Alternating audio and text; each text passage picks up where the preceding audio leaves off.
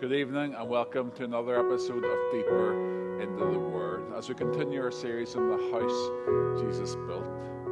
This evening we're going to have a conversation with David Bruce, who's a moderator of the Presbyterian Church in Ireland, as we seek to learn from him what he sees in his denomination and what he has learned and what we can learn from him. So it's great to have David Bruce join us, who is the current moderator of the Presbyterian Church. He's got the poison chalice of being the moderator during COVID, and for doing such a good job, he's actually going to get another year to be moderator as well. So David, thank you for joining us today. For some folks who don't know you, tell us a bit about your family, tell us about yourself, and tell us about your faith. Thanks, Keith. Thanks for the invitation, and hello, everyone. So I'm David Bruce, married to Zoe. We have 4 adult kids.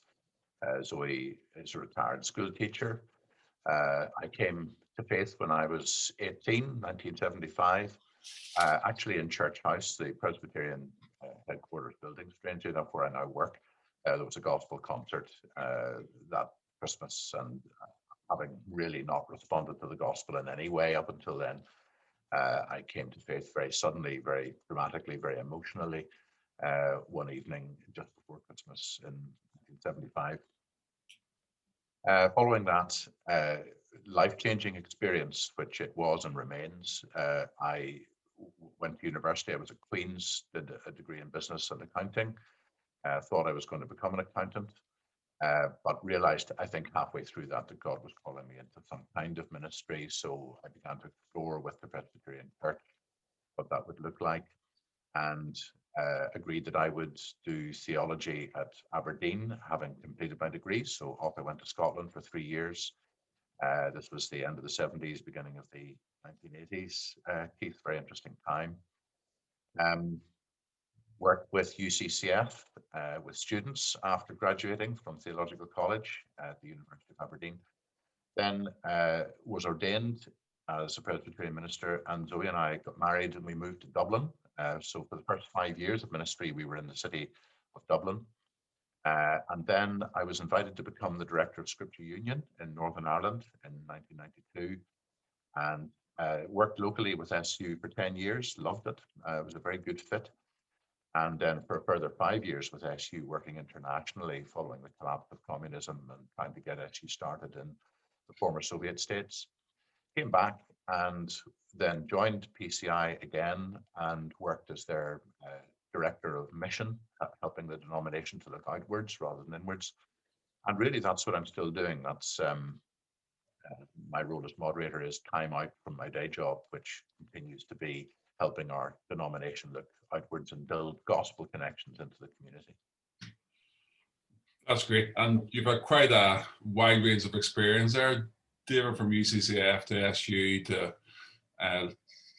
local church. And so thankful personally for university workers and for the work of SU. It's had a big influence on my life throughout the year. So you probably don't hear of everybody who's been influenced through what you've been doing. So thanks for all of that. Oh, bless you, that's kind. In your role as moderator over the last year or so, David, as COVID has hit, as you have possibly traveled around churches or talked to churches on Zoom, talked to church leaders, heard from them, counseled them, what have some of the challenges been? And also, what have some of the opportunities and encouragements been, particularly in the Presbyterian world? Okay, yeah, we've got 540 congregations, north, south, east, and west on this island. We're an all-Ireland church, as most of the churches are. So a very broad spread of missional context, from rural to urban, east, west, north, south, big, small, all of that mix is in there. So the stories are very varied, is what I'm saying. The first thing I think is obviously deconstruction of the familiar as a huge challenge. We understand church to be this. Now we discover that it's got to be that. How do we manage this transition from one to the other? And I'll be saying more about that as we go. inhabiting a new and strange space in relation to the communities of which these churches are part, because everything is closed down. It's not just churches, businesses as well. Everybody's bewildered about this and the effect it's having on their livelihoods. So inhabiting that new strange space and working out what good news looks like in this very conflicted and difficult moment. Wondering, some, I think, possibly having a crisis of faith, wondering if God is in this. Where is God in this? How can we discern that and see him and hear his voice? And in the context of that, working out how to serve. What does it look like to serve God when all the normal mechanisms for service don't work? You can't do them. You can't go out and about knocking doors. You can't run all the things that normally you would have run as badges or indicators of serving God.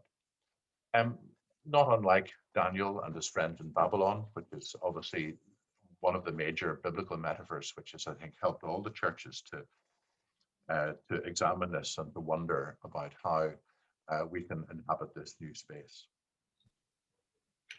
And as churches seek to try to do that, David, what do you think the priority for local churches are now? I think churches, having experienced restrictions on worship, are hungry for community. They want to be enabled to be a body. They're restricted in outreach. They're hungry for new people to enable us to grow. They're being forced to ask big questions about the why and the what of local church. So as we continue to emerge, the priorities are going to be, I think, walking by faith, not by sight, in the first instance. So that's the ultimate test of our confidence in God, I think. So here's a number of things that I think will probably apply. We need to, if we're walking by faith, not by sight,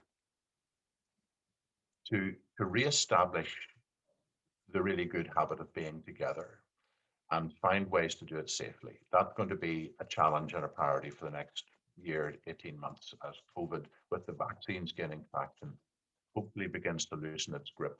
That's got to be a priority for elders and leaders right across the churches. We need, by faith, to be pastors to our people, which means not just lifting the phone, although that's been hugely important and what a gift technology has been, but seeing them face to face, seeing past our people to new people who may become our people when we connect with them. So strategically, I think over the next year to 18 months, maybe longer, I think shoe leather and eyeballing are going to be major evangelistic priorities and strategies which are going to be effective in the next period following the lifting of restrictions, because people are desperately hungry for community, for real relationships, not just doing what we're doing here, which is looking at flickering pixels on a screen. I think a priority is that we're going to need to carefully look at the disarray and the damage which has been done to society most broadly, not just to the churches, and seek to be a blessing in it, because everybody is having the same kind of survival conversations, from the local corner shop to the golf club, to the school, to businesses. Everybody's in the same boat. Everybody's in disarray, and the church is not alone in this. So being able to share our struggles authentically with business leaders, with organizational leaders, is a way of making gospel connections and helping people to eke out what the good news looks like in a moment of crisis. So that's an opportunity and a priority for us. I think a priority for us is not to do what we might be tempted to do, which is to stop believing in the gospel. The gospel remains good news, and the danger of replacing the good gospel with good programs will be a temptation that we need to resist. It's ever present, never more so than in a crisis like this. You fix this by getting busy and doing stuff.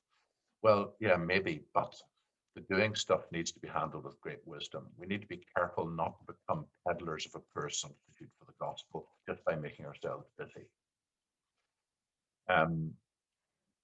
Another priority might be being careful to take the learning of the lockdown and this experience with us into the new setting. And again, we'll come back to this, I think, later.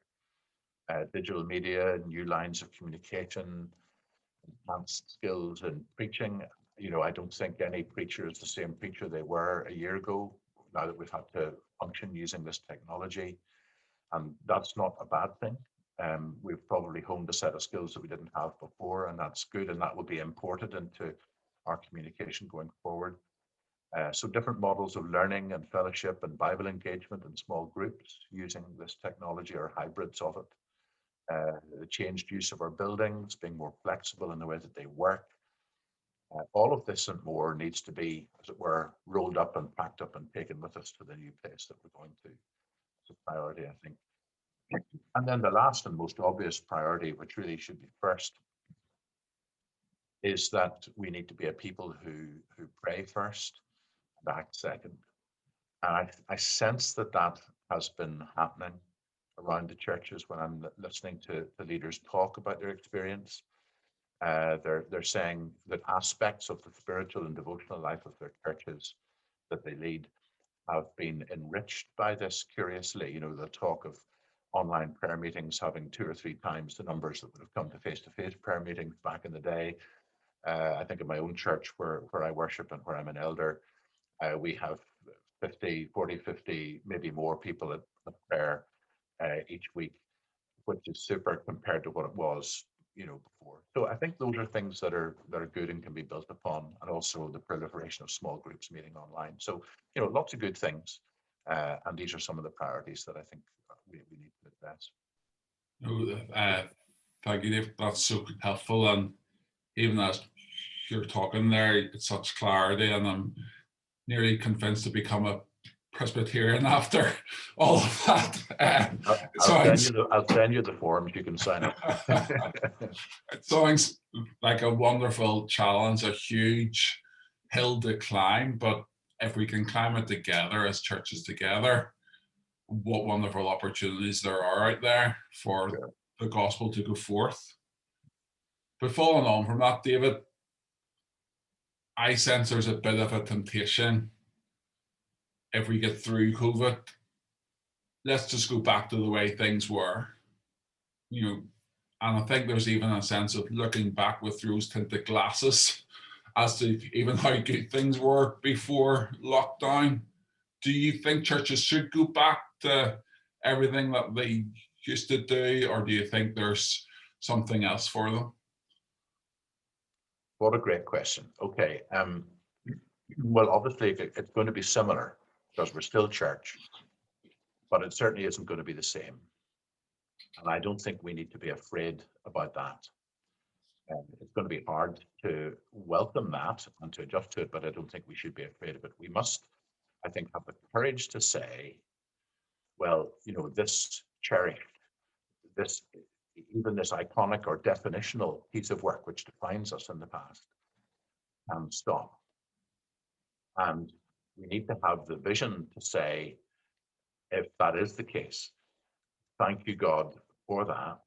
And now we need to move on to the next act of obedience to your will in fulfilling the great commission. So for leaders and elders, that's going to be a major spiritual discipline for them to impose upon themselves. And we need to coach people to the place where they can do that wisely and well. That's the first thing. So the elders who have the faith to think and act like this are going to be the leaders of churches that will do well post-COVID. And the glory of that is, of course, that the elders who simply try to reproduce what they've always known and understood from the past will probably struggle. Let me give you a biblical example to illustrate that principle. In the exile, we were talking about Daniel before. In the exile, prior to the exile, Judaism had been largely a religion of the temple and of Jerusalem and the pilgrim festivals, where the people gave expression to their belonging to God through 2 things. One was the family, which was recognized within the ceremonial life of Israel, but also the pilgrim festivals, which brought them at different points of the year from all over the territory to be together in Jerusalem. The exile happened, everything was broken, Jerusalem was destroyed, they were dispersed to Babylon, to a new place, to a new environment, and they had to reassemble and re-understand what it meant to be Jewish. what it meant to be the people of God. And then after 2.5 generations, they began to trickle back. And over the next century, Judaism was reinvented in light of this new disrupted reality. And one of the things that emerged was a completely new concept called the synagogue. So within Judaism, at that critical moment in history, they were able and had the courage and the insight to be able to say, no longer are we a people so focused on the one place, the temple, and with all its ceremonials. We're now a dispersed community, and we will reinvent our understanding of what it means to gather. Now, I think there's a salutary lesson in that for us, because of course in the providence of God, as we know, if you know your church history, it was the synagogue and the network of synagogues that became the lymph node system that carried the gospel all over the known world. So God in his providence worked this out. He knew what he was doing. So maybe for us, the reassembling of church after a crisis like this is an opportunity for us to reimagine what God is doing in our culture and to act in obedience to him. That's very helpful again, David. There's possibly elders, pastors watching on to this you're saying, this all sounds great, but David, I've had such a brutal year of talking to cameras, of not being able to see my people, everything's so much harder to do. What would you say to church leaders, and then we'll come on to church members in a second, but what would you say to elders across our province on the island of Ireland who are just weary right now? So I got a phone call a few weeks ago from a man. He's actually a minister of ours who's now long retired. He's in his early 90s, delightful brother. And he just poured out his heart to me on the phone and said, look, my wife, we've been married for almost 60 years. She's in an old people's home. She went in with a mild form of dementia. I was able to visit her every day. Then lockdown came and I haven't seen her for a year. And they tell me that her dementia has got worse in the course of the year. Can you pray with me? I just don't know what to do, because I know that when I go back in, I'm going to have to reintroduce myself to my wife. Now, these are stories that are reproduced hundreds, thousands of times, I think, and stories like them of the brokenness and the heartache that this thing has brought about. So there's a deep pastoral deficit that this has created, which needs to be managed by us. And again, this goes back to elders and pastors and ministers and priests to think hard about how this is going to work, because the management of it is going to have to be with a combination of paid and volunteer and properly trained activity as time goes by over the next number of months and years to minister into the brokenness that this has created. I don't want to overstate it, but I do think there's a deficit here that we're going to have to actively address. So a couple of things. For people who are feeling the draft of this, maybe firstly, keep going. Discipleship was never going to be easy. It was always going to be difficult if we believe Jesus and what he said about this. So keep going. Keep trusting, because discipleship is a discipline of faith before there's anything else. It's a discipline of faith. So keep trusting that God knows what he's about. Keep your eyes up rather than down, because this is God's work. It's not your work. And God does know what he's doing and is working his purposes out. My old pastor, William Still in Aberdeen, when I was a student, often said to me when I was struggling over one thing or another, he said, you know, God is like a master craftsman. And if you go into a master craftsman workshop, you will look at it and you'll think, how could anything good emerge from this? The chaos of this place, the old tools and the dust on the floor and the old bits of scrap that are lying about. And yet from that workshop come works of wonder, works of wonder. So in the messiness of the workshop that we're inhabiting, we can trust that God is producing works of wonder. Having the faith to see that is part of the discipline of walking by faith, not by sight. That's such a helpful illustration that you have shared there from the pastor of pastors. And so helpful personally, and hopefully for others watching on as well. For those who are part of the congregation, David, who have had to endure 15, 16 months of video sent out on Sundays and a pale imitation of what church is, and trying to get kids to sit through things and they just don't, and just really struggling with not having been able to meet together. And obviously it's a command in the Bible, and obviously if we don't do it, we're at a deficit, even if we wanted it and can't. What would you say to somebody who's just weary, thinking, why should I bother with church again? I'll just try to go it alone, or I might just, drift.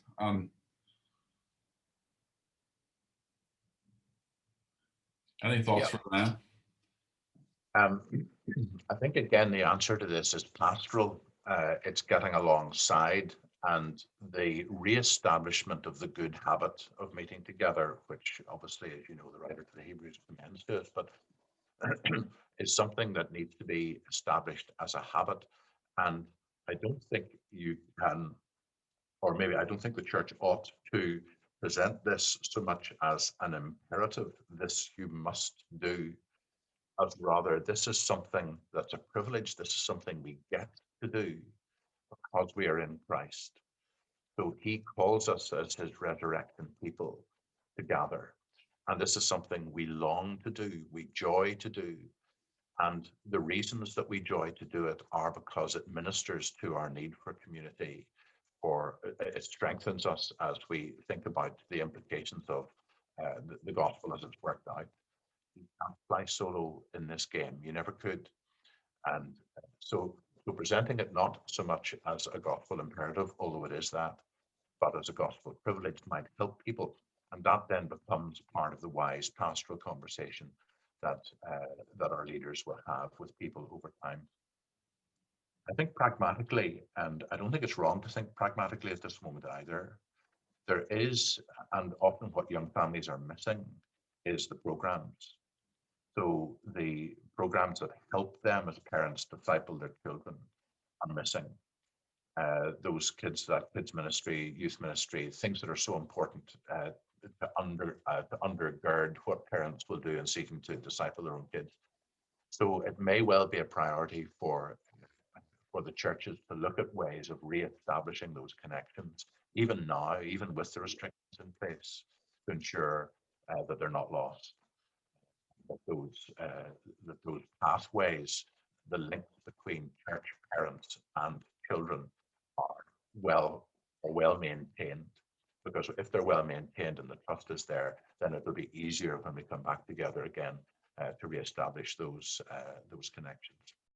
Do you think the future of Sunday evening church is, as we have known it?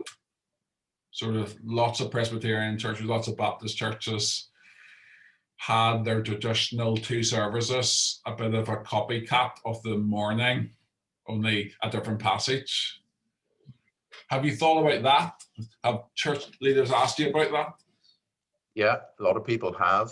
It's interesting that in America, the evening service is not a big deal. Never has been part of the culture. Now, there are exceptions, of course, and there are denominations where it is, but for the most part, the evangelical church in the States, and I'm not necessarily offering that as a commendation, but the evening service is not, for the most part of the culture. For us, of course, the history of it, the historical origins of it, as you know, were that the evening service was a place for the servants in the big houses to be able to go because they were busy preparing lunch when the wealthy folk were out of church. So it was the sort of working man's or the working person's church, and was a second option, a second opportunity. Then it became gospel service through the Gospel Hall movement. Was framed in such a way as to be sort of a Victorian equivalent of attractional church or seeker-friendly church. If it's purely a reproduction of the morning service, a sort of second run, then I think elders need to examine if that's a good use of their resource, because the scarcest resource within any congregation is the preacher's time, preparation time. And I don't know about you, but I find it difficult to produce more than one quality message a week. Now, some ministers are asked to produce 3 or even 4. And I think what suffers there is the quality, unless you're doing absolutely nothing else. And even then, your quality suffers if you're not doing anything else but wrestling with the text 40 hours in the week. You know, so my instinct is, John Stott always said that it took him, what was the ratio that he used? Something like an hour for every 5 minutes of thought material in the study, something of that order, and he was working quickly. So, you know, you're talking probably a working day to produce at least the bones of what you want to say on a Sunday, and then another bit of time to polish and apply and to work it through. Certainly that's my pattern. I do the exegetical work on a Tuesday, revisit it again on a Thursday, polish on a Friday evening, and leave it to sit and bubble over Saturday before I preach it on Sunday. And I think that's not an unusual pattern. Do that twice is asking a lot of a pastor or a minister. And so my instinct is that after this disruption, we may find evening services either disappearing or being cut back. In my own church in Elmwood, which is super church, you know, 400 member church, and planted in the 70s, and it's done well. We've always had an evening service.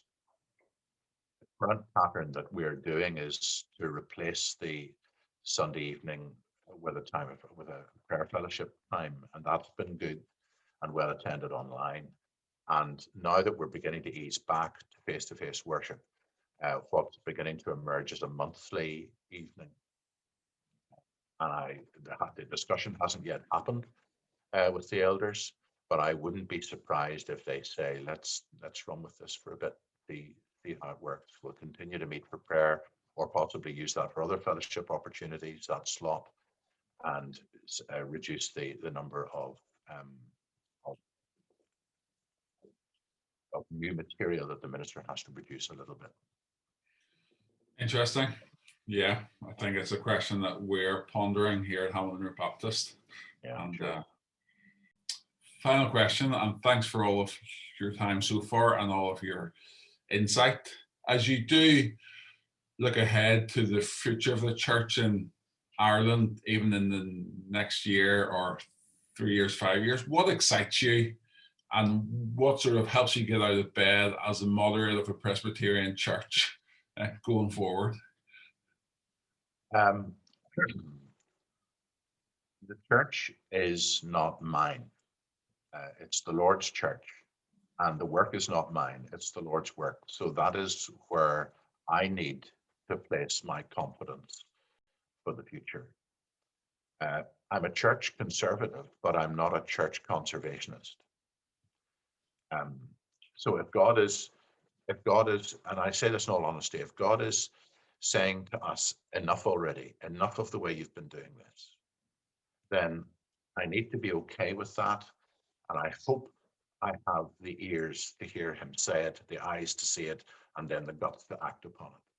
So the church leader, I recognize that there's a lot resting on my own personal reactions to this as I go. And that gets me up in the morning because I need to constantly reflect on this, to read, to talk, to bounce ideas off others, and to be fed as we position ourselves for what's emerging. I think, I'm pretty sure, although I'm not a prophet nor the son of one, I think the generations to come, when they write the history of this time and of COVID, will name it as one of a number of very significant seminal challenges facing the 20th century church as it emerged and morphed into a 21st century church. Things like the foundations of knowing what is true and what is false. You know, the Trump presidency has taught us that that fake news isn't just a slogan, discerning what is true and what is false means that we have to examine the foundations of what we understand to be true and false in the Bible, the place of the Bible, the understanding of what revelation means as a church, the way we interpret and explain the Bible, the place of media as a vehicle that either carries or shapes the message. So I think that's a big issue that is facing us as we go forward. And that gets me out of bed in the morning, all wrestling with that.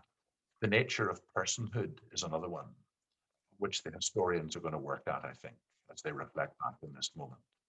People made in the image of God, what does that mean? Because things like artificial intelligence, which in turn impacts upon labor and the workplace and how we relate to machines. Look at us, we're having a conversation on machines. You're an image on a screen in front of me. You're not real. Well, you're real, but you're not. So what does it mean to relate in a world of machines and where these machines are beginning to think for us and to predict our behavior? How we relate to machines is a big one. Bioethics. That gets me out of bed in the morning. The origin of our identity as people, the way that we express that in Ireland, the concept of nationhood. Is this the era? Is ours the generation in which a border pull will take place? And if it is, what does a new Ireland look like, and how does that impact upon the self-understanding of the churches? Where do we take our ultimate loyalty? Globalism, internationalization of local life with the arrival of lots of new Irish among us who have impacted the shape and the form and the ethos of our churches, particularly in the South. What it means to be Irish or British. These things get me up in the morning, get me out of bed. And they do so because I think God is placing us in a space of remarkable opportunity. And I just wish I was 40 years younger and starting out, even though the challenges are enormous. I just look with an enormous sense of expectation that God and His Spirit is going to do a remarkable thing. That's important. David, it's been an absolute privilege to hear from you and to pick your brain on some of these things today. It's re-energized me as I consider a role in the church, and hopefully others watching on, and do pray God's blessing on your role to try to help church leaders and congregations over the next year to follow God's will for them. So thank you for your time. Total pleasure. Thanks for the conversation. Really appreciated the invitation. Well, I want to thank David Bruce for all that he has shared with us this evening, for taking time out of his schedule to talk to us. It's great to be able to learn from church leaders in other denominations as well, as we seek to be the church together in these days. So God bless and have a good day.